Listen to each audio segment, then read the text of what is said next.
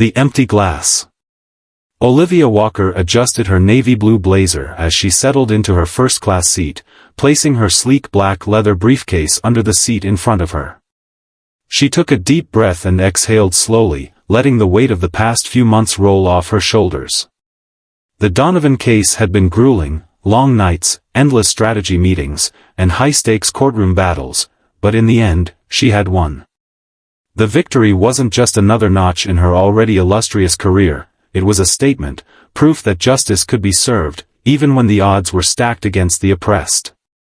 As the Atlantic Airlines flight prepared for departure, Olivia took a moment to observe her surroundings.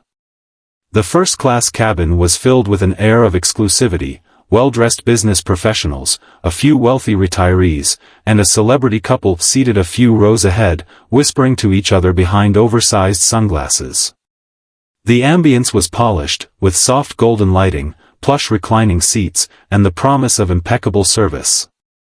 A flight attendant, a young blonde woman with a practiced smile, moved through the cabin offering pre-flight beverages. The clinking of champagne flutes filled the air as she poured sparkling wine for passengers one by one, greeting them warmly. Olivia straightened in her seat, expecting the same courtesy. But as the flight attendant reached her row, the woman hesitated. Olivia caught the flicker of uncertainty in her pale blue eyes before she turned away without a word. A full minute passed. The flight attendant returned to the galley, chatting with a male colleague, both of them stealing glances in Olivia's direction. Another passenger, a white man in his mid-50s, dressed in a tailored charcoal suit, flagged the attendant down for a refill. Without hesitation, she obliged, her smile returning as she leaned forward to top off his glass. Olivia's fingers tightened around the armrest. She had seen this play out before, too many times to count. A microaggression so subtle, so carefully disguised as an oversight, that it could be dismissed if she dared to address it. Maybe the attendant had simply forgotten. Maybe she had been distracted. Maybe. No. Not today. Olivia raised a manicured hand and signaled for the flight attendant. The woman approached slowly, a hint of discomfort creeping into her professional expression. "Yes, ma'am." "I noticed you skipped me when serving champagne," Olivia said evenly. "I'd like a glass, please." The flight attendant hesitated. "Oh, we actually have a limited supply, and we prioritize our regular first-class passengers. Would you like some orange juice instead?" The response was so absurd, so blatantly insulting, that for a moment, Olivia just stared. The words echoed in her mind. "We prioritize our regular first-class passengers." A slow, burning heat crawled up Olivia's spine. She glanced around the cabin, noting how every single passenger in first class, except her, held a glass of the bubbly drink. "Limited supply?" Olivia repeated, her voice cool and measured. "That's interesting. I saw you refill that gentleman's glass just moments ago." The attendant's lips parted, her eyes darting around as if looking for an escape. I didn't mean. Are you suggesting I don't belong here?" Olivia's tone was razor-sharp, though she kept her composure. "Oh, no. Not at all," the woman stammered. "It's just. I'll have to check with my supervisor." Olivia smiled, but there was no warmth in it. "You do that." The attendant hurried away, whispering frantically to another crew member. Olivia watched as they exchanged words, then a glance, before the second attendant, a tall, middle-aged man with graying hair, approached her. "Good evening, ma'am," he said, his voice smoother but laced with false politeness. "I understand there was a misunderstanding regarding the champagne." "Not a misunderstanding," Olivia corrected. "An issue of selective service." The man's jaw tightened, but he forced another smile. "I assure you, that's not the case. We just have policies regarding beverage distribution." Olivia leaned back in her seat, folding her arms. Policies that somehow apply only to me? The man exhaled sharply. I apologize if there was any confusion. I can bring you some champagne now. Don't bother, Olivia said, reaching for her phone. I'd rather speak with your corporate office. The shift in the flight attendant's demeanor was immediate. His confidence wavered, and a sliver of unease crept into his expression. Ma'am, there's no need for that. We'd be happy to. I've already been denied service once, Olivia interrupted. I'm not here for apologies that only come after being challenged. I'd like to escalate this matter. She unlocked her phone and scrolled through her contacts. Let's see, who's the best person to call? Then, she found it. The name, Richard Langston, CEO, Atlantic Airlines. Olivia tapped the number, and within seconds, the call connected. Richard, it's Olivia Walker, she said smoothly, her voice carrying a quiet authority. I'm on your airline right now, and there's a problem you need to hear about. The male flight attendant paled. The blonde attendant from earlier bit her lip, looking like she wanted to vanish. Yes, I'll hold, Olivia said into the phone, then glanced up at the crew. You have about 60 seconds to start being honest about your policies, before this conversation becomes much, much bigger than the two of you. The tension in the cabin was suffocating. A few nearby passengers had taken notice, their gazes flickering between Olivia and the staff. The male attendant swallowed hard. Ma'am, I assure you, this was never about. Oh, it was exactly about that, Olivia said, her eyes never leaving his. And now, we're going to see just how high this problem goes. The call that changed everything. The first-class cabin was silent. Every eye in the room flickered toward Olivia as she held the phone to her ear, her expression unreadable but firm. The weight of what was happening had started to dawn on the flight attendants. The blonde woman shifted uncomfortably, her fingers trembling slightly as she gripped her service tray. The older male attendant, who had tried to brush off the situation, now looked visibly shaken. Ms. Walker? The deep, composed voice of Richard Langston, CEO of Atlantic Airlines, came through the speaker. Richard, I trust I'm not interrupting anything important? Olivia said smoothly. Her voice carried the same poise that had made her a legend in the courtroom, unshaken, measured, and lethal when necessary. There was a pause on the other end, then a chuckle. Olivia, you could interrupt a board meeting and I wouldn't mind. It's been a while. How are you? Frustrated, Olivia admitted, shifting in her seat. And unfortunately, that frustration has everything to do with the service I'm receiving, or rather, the service I'm being denied, on your airline. Another pause. This time, the casual warmth in Richard's voice cooled. I don't like the sound of that. Neither do I. Olivia's gaze flicked toward the blonde flight attendant, whose face had lost all color. Your crew just informed me that there was a policy restricting who receives champagne in first class. Conveniently, this policy didn't apply to any of the other passengers around me, just me.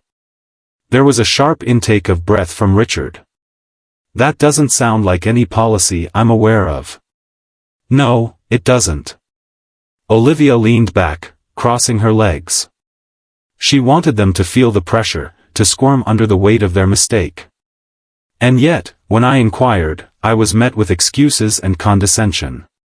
So now I'm wondering, Richard, do you only serve select passengers based on arbitrary decisions, or is this something bigger? The flight attendants stiffened. They knew exactly what she was insinuating. That's completely unacceptable, Richard said, his tone tight with restrained fury. I assure you, I will get to the bottom of this personally. I know you will, Olivia replied. Because I'll make sure you do. There was a shuffle in the background on Richard's end. He was moving. Olivia imagined him rising from a leather chair in his office, pressing a button for his assistant, already preparing for damage control. That was what made this different. Olivia wasn't just any passenger. She had leverage. She had influence. And she had power. "I need names," Richard said. Olivia turned to the flight attendants. "Names," she repeated coolly. The male attendant swallowed, his composure unraveling.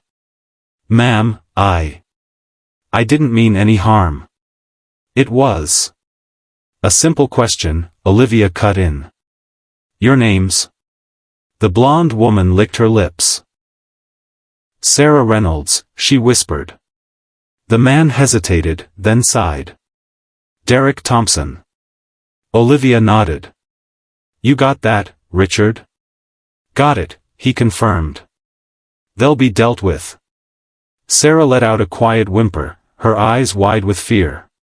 Derek, despite his earlier arrogance, looked like a man who had just been handed his own termination letter.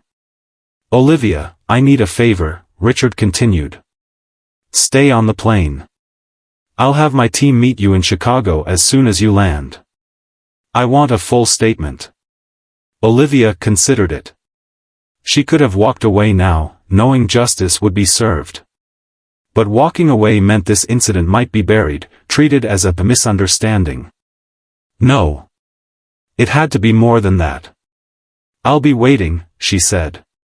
As she ended the call, she looked back at the trembling flight attendants. "I hope the champagne was worth it," she said softly, her words slicing through the silence like a blade. Neither of them responded, the aftermath at 30,000 feet. The silence in the first-class cabin was deafening. Sarah Reynolds and Derek Thompson, the flight attendants who had denied Olivia service, stood frozen in place, their faces pale as though the oxygen had been sucked out of the cabin. The surrounding passengers shifted uncomfortably, pretending to be occupied with their drinks, tablets, or the in-flight entertainment. But everyone had seen what had happened. And more importantly, they had heard Olivia's phone call. She had power. And they had just made a grave mistake. Sarah's hands gripped the silver tray so tightly that her knuckles turned white. The empty champagne flute still sat untouched in front of Olivia, gleaming like an accusation. Derek, usually the epitome of calm professionalism, now looked like a man who knew his career was about to go up in flames. "Ms. Walker," he started, his voice barely above a whisper, I just want to say." Olivia held up a hand, cutting him off. "Not another word." Her tone was level, but her eyes burned with a quiet fury. She had spent her entire career dismantling the kind of systemic discrimination that had just played out in front of her. The difference now was that she wasn't in a courtroom. She wasn't cross-examining a witness or making closing arguments.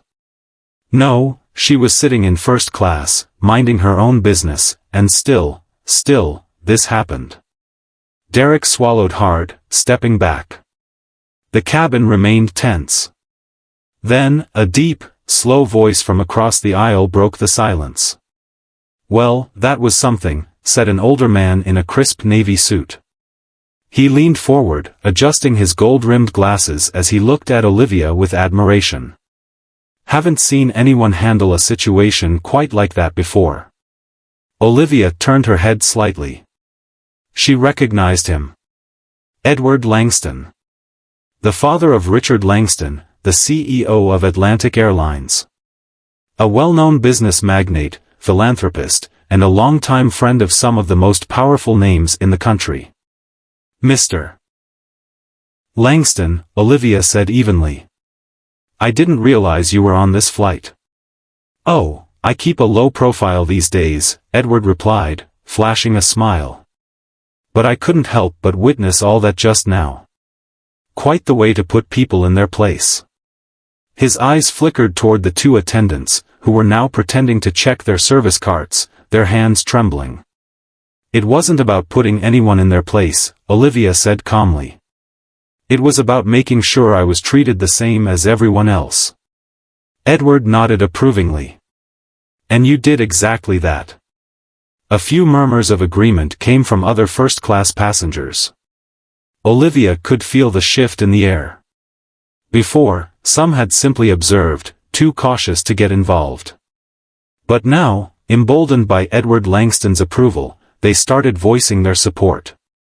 "Honestly, I was wondering why you weren't served first," said a woman in a sleek black dress, swirling the champagne in her glass. "I thought it was odd." "Absolutely ridiculous," muttered a businessman in the row behind Olivia. "I travel first class all the time, and I've never seen anything like that." Sarah and Derek exchanged nervous glances. The situation had gone from a personal mistake to a full-blown public scandal, right there in the confined space of the aircraft. Then, as if the universe decided to drive the final nail in the coffin, the pilot's voice crackled through the speaker. "Ladies and gentlemen, this is your captain speaking. I'd like to take a moment to personally apologize to one of our distinguished passengers today, Ms. Olivia Walker, for any inconvenience caused during the flight. Atlantic Airlines has a zero-tolerance policy for discrimination, and we will be addressing this matter as soon as we land. Ms. Walker, please accept our sincerest apologies." A wave of murmurs rippled through the cabin. Derek turned completely pale. Sarah looked like she might faint. Olivia simply exhaled, glancing at the tray in front of her. Still empty. She turned her gaze back up to Sarah, meeting her eyes. "I believe I ordered champagne," Olivia said, her voice cool. Sarah's hands shook as she grabbed a new flute and poured the champagne, her movements quick and frantic, as if fixing this one drink could undo everything that had happened. She set the glass down carefully. "Here you go, ma'am." Olivia studied the bubbling liquid for a moment before taking the glass between her fingers. She swirled it lightly, lifted it to her lips, and took a slow, deliberate sip. Then, she set it back down and met Sarah's eyes once more. "Too late," Olivia said softly. Sarah flinched. Derek looked down at the floor. Edward Langston chuckled. "I think it's safe to say you've just witnessed a masterclass in accountability." Olivia said nothing, only leaning back in her seat, satisfied. But she wasn't finished yet. As the plane began its descent into Chicago, she knew that the real consequences were only just beginning. Landing into a storm.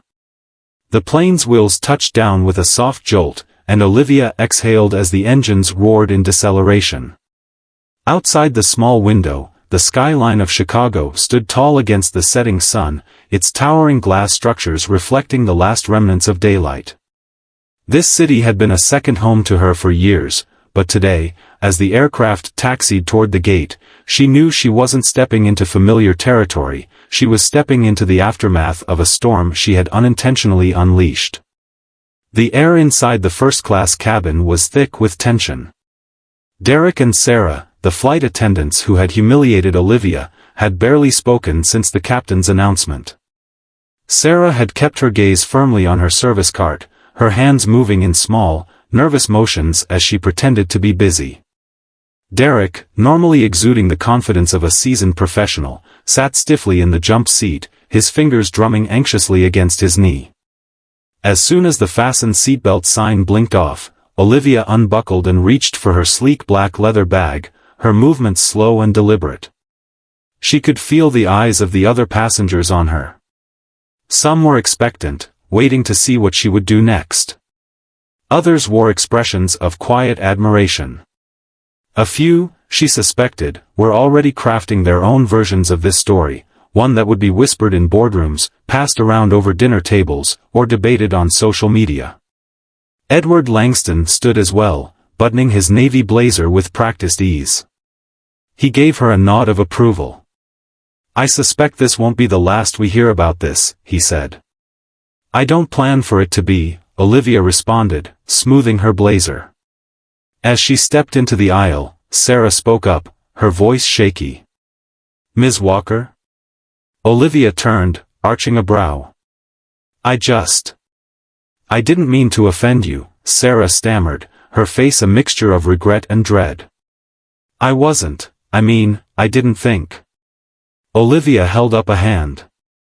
"That's the problem, isn't it? You didn't think." Sarah's mouth opened and closed, but she had no response. Olivia didn't wait for one. Instead, she adjusted the strap of her bag on her shoulder and made her way toward the exit. The reception committee.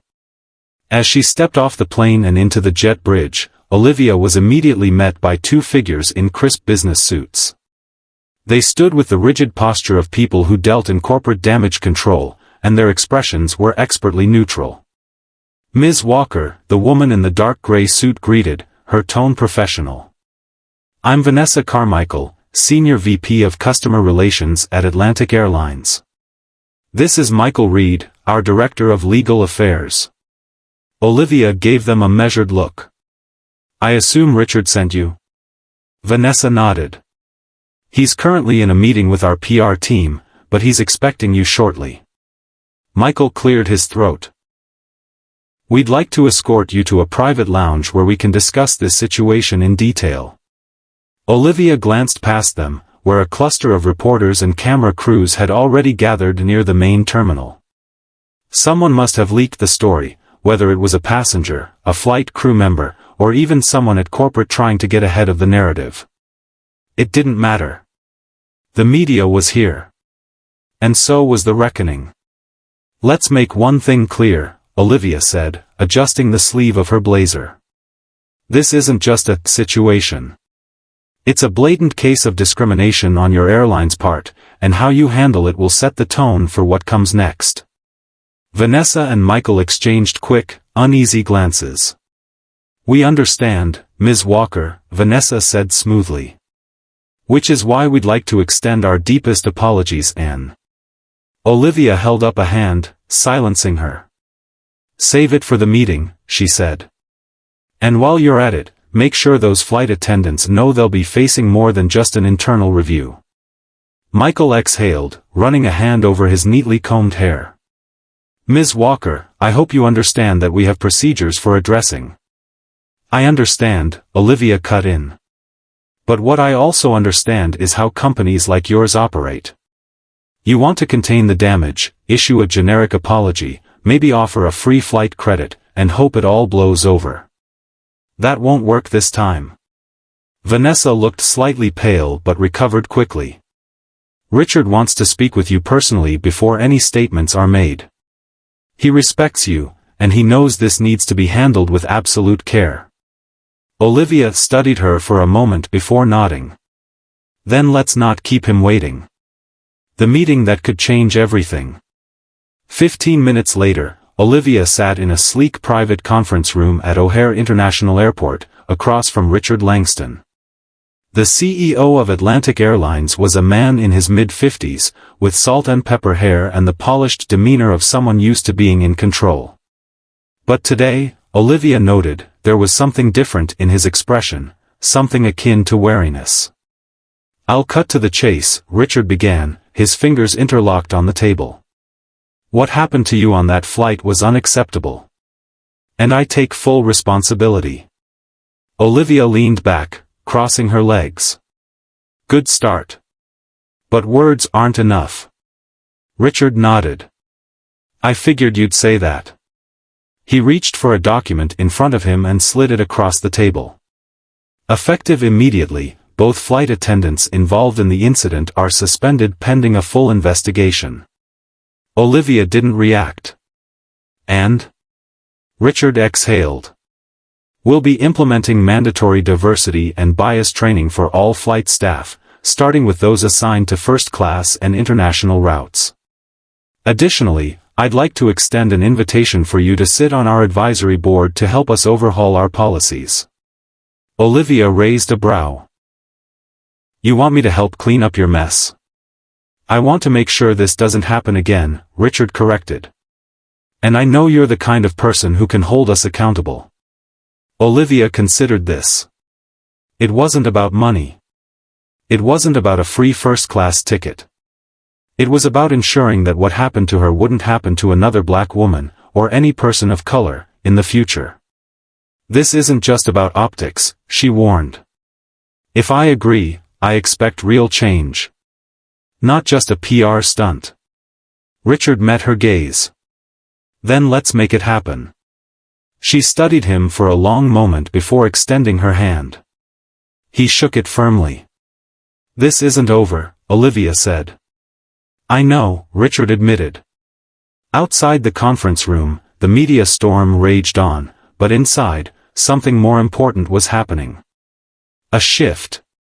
A reckoning. A first step toward justice. And Olivia Walker wasn't going to stop until she saw it through. The firestorm begins. A viral uprising. By the time Olivia exited the private conference room at O'Hare International Airport, the internet had already done what it did best, turn a moment of injustice into a movement. The incident had gone viral. Clips of the first-class cabin, where she sat with an empty champagne flute while the other passengers received their drinks, had been shared across social media platforms. A fellow traveler had secretly recorded the interaction, capturing every microaggression, every dismissive glance, and every cold rejection from Sarah and Derek. The hashtag #ChampagneForAll was trending worldwide.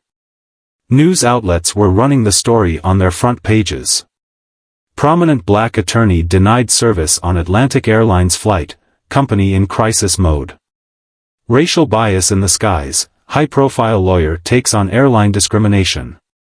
First-class treatment for some, humiliation for others. What happened to Olivia Walker?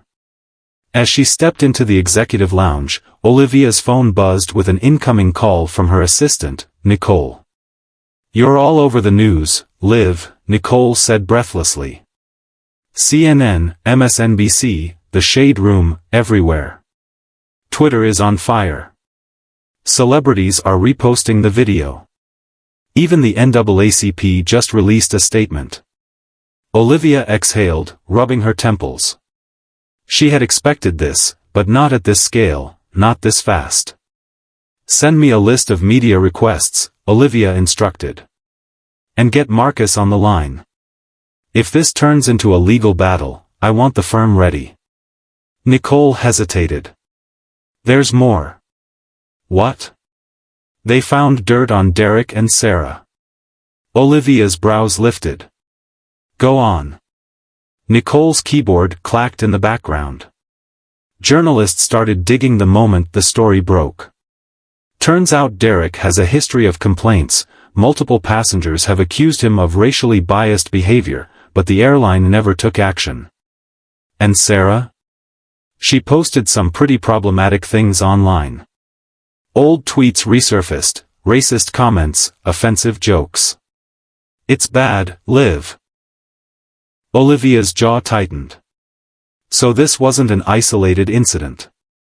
The airline had known and still allowed these individuals to work first-class service. "They're trying to cover their tracks," Nicole added. Atlantic Airlines released a statement, saying they take diversity seriously and that they're launching an investigation. Olivia snorted. "Damage control." "Exactly." She was silent for a moment, considering her next steps. She hadn't asked for this battle, but now that she was in it, she wasn't going to back down. "Book me a segment with a major network," Olivia said finally.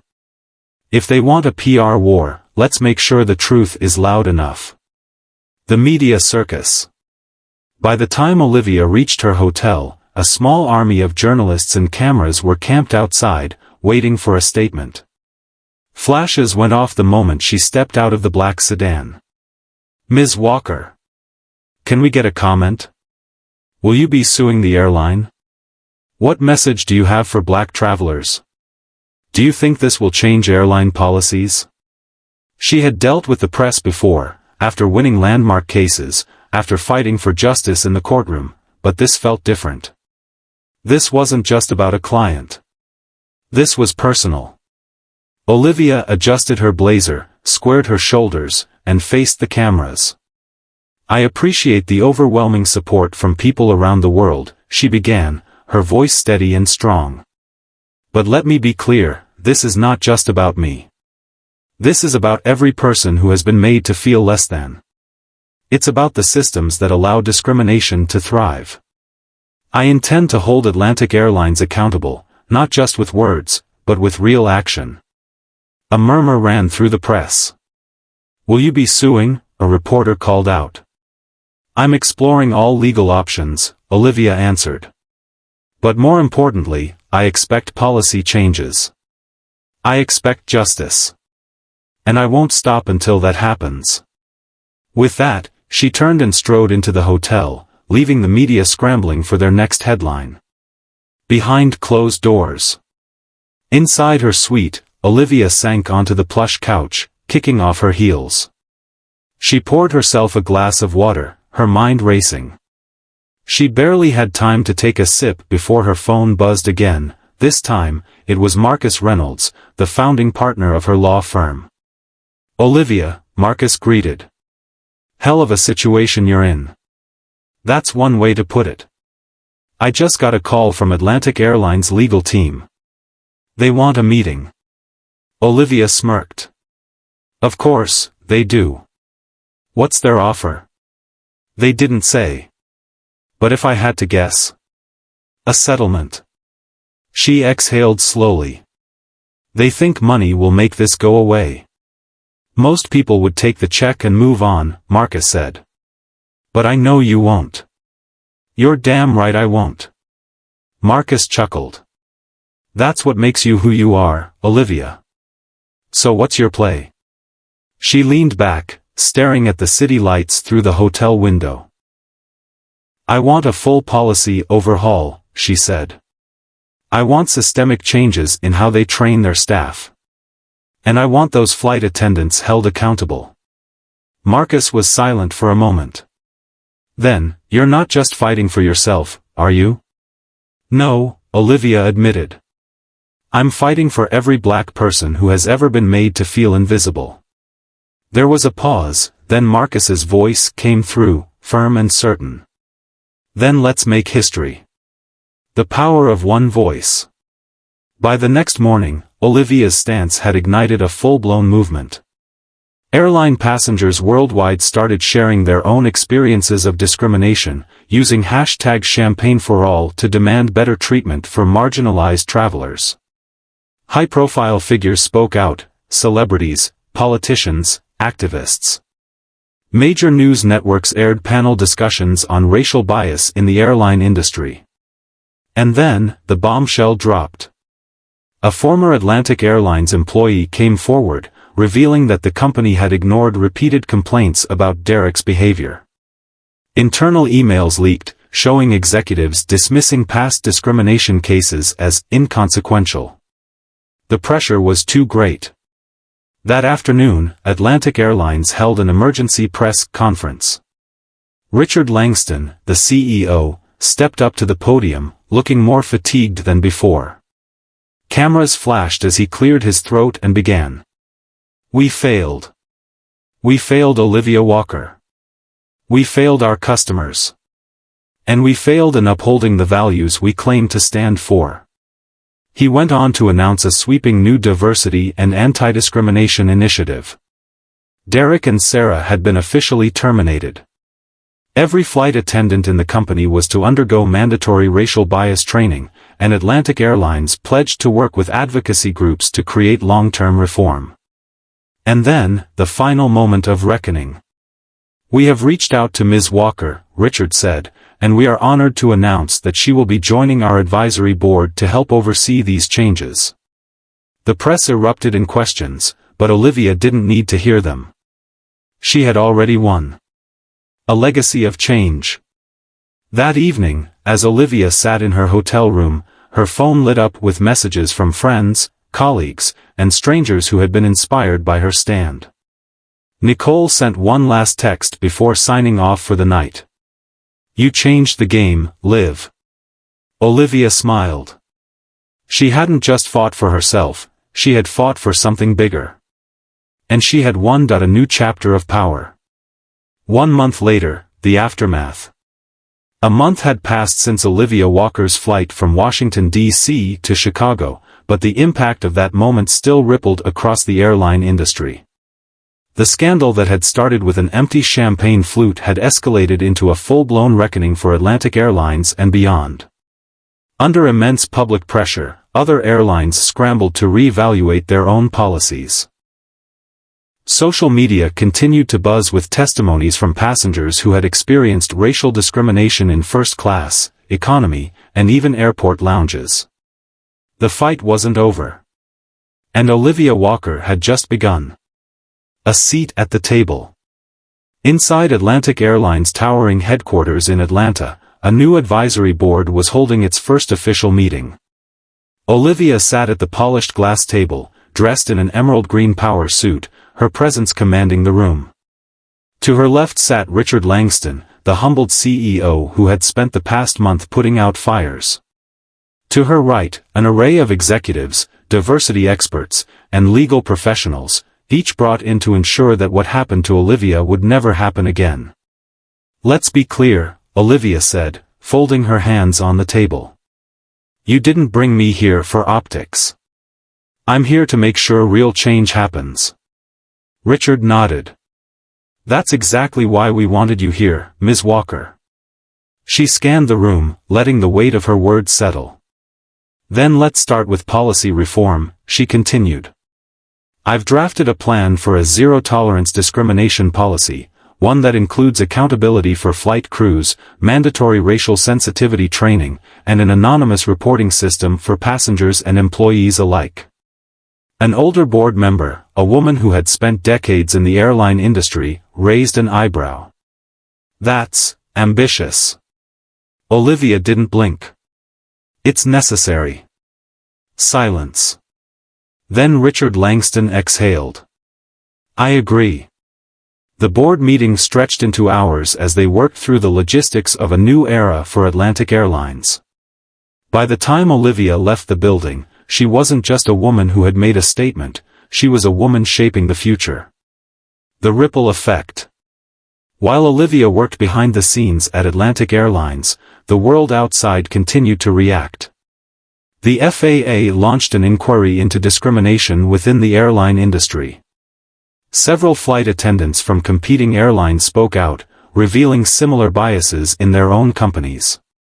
Passengers across the country demanded accountability, refusing to accept business-as-usual treatment. But one of the most significant outcomes of Olivia's stand came in the form of the Walker Act, a new proposal making its way through Congress. Named after her, the bill aimed to enforce stricter federal regulations regarding racial discrimination in air travel. She hadn't set out to be the face of a movement. But sometimes, history chooses its heroes. A conversation with Marcus. Back in Washington, Olivia sat across from Marcus Reynolds in his private law office, sipping a glass of wine. "You've gone from lawyer to activist," Marcus teased, swirling his own drink. "Not that I'm surprised."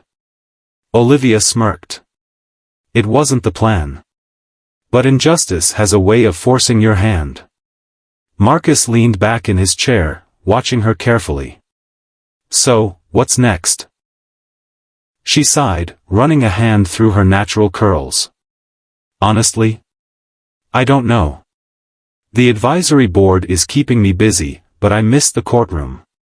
I miss the thrill of fighting for my clients." He chuckled. "You say that as if you aren't still fighting." She tilted her head. "You think so?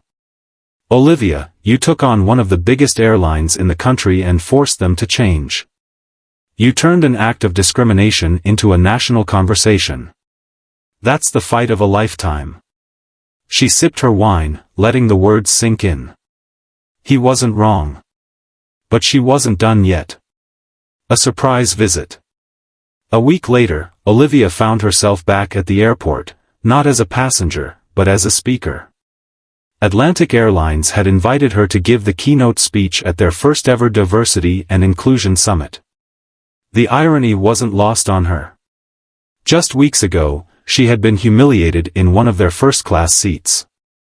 Now, she was standing on a stage in front of hundreds of their employees, commanding the room. She looked out at the crowd, at the flight attendants, pilots, and executives who had gathered to listen. Then, she began. "I'm here today because I refuse to stay silent," Olivia said. "Because I believe in accountability. Because I believe that every passenger, regardless of their background, deserves to be treated with dignity and respect. She paused, scanning the room. But most importantly, I'm here because I believe change is possible. And that change starts with us.